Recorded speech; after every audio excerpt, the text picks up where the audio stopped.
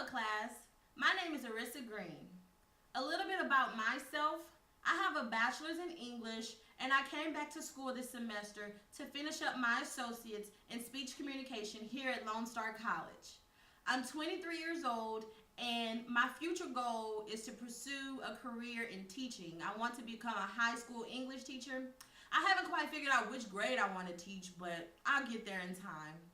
But moving further along, I believe that it is important to understand speech with the intent to have effective discourse in both our personal and professional lives. By doing so, we can accomplish things in life and live a more satisfying lifestyle. With that being said, my presentation is on nonverbal communication.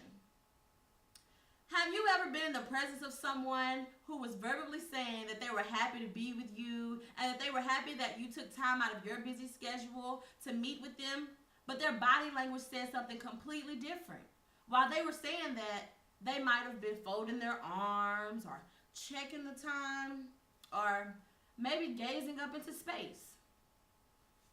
By doing so, different signals are being sent through your body language. You are sending contradicting messages, and that tends to confuse people. This topic is interesting to me because most of the time we are unaware of what our bodies are naturally doing when we are talking to people. And even when we aren't talking, our bodies are still communicating. We communicate all the time, whether we are aware of it or not, and the messages we put out to be decoded are very important. Nonverbal communication is used in all situations.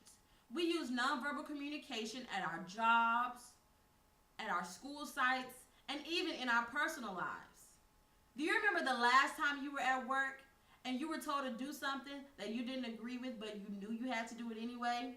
Now think about how you reacted nonverbally. Did your eyebrows drop? Did you take a long, deep breath? Or did you roll your eyes? Those are things we should be aware of and also be in control of. Therefore, it is important to understand how we are presenting ourselves to be perceived by our peers and our loved ones at all times. Another interesting fact that I want to explore is how our initial thoughts and instincts is where our nonverbal communication stems from. I want to learn how to be more aware of the vibes I'm sending out when I'm not saying anything at all, with the overall intent to improve my way of communicating. I want to be able to accept and deflect both verbally and non-verbally, and not give contradicting signals. It is important to understand that as humans, we communicate on a variety of different levels and in so many different ways.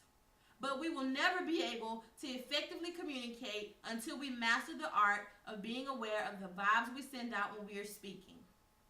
I want to be educated in this matter in order to bring awareness to the fact that nonverbal communication is just as important as verbal communication. Both are used to send messages, and they both are a reflection of who you are as an individual. Even when we think the communication has stopped, it is still going on, and that is why the message we put out to be decoded should be intentional and also appropriate. I want to be in charge of the self-reflection that I send off to you, and you should be too. Thank you.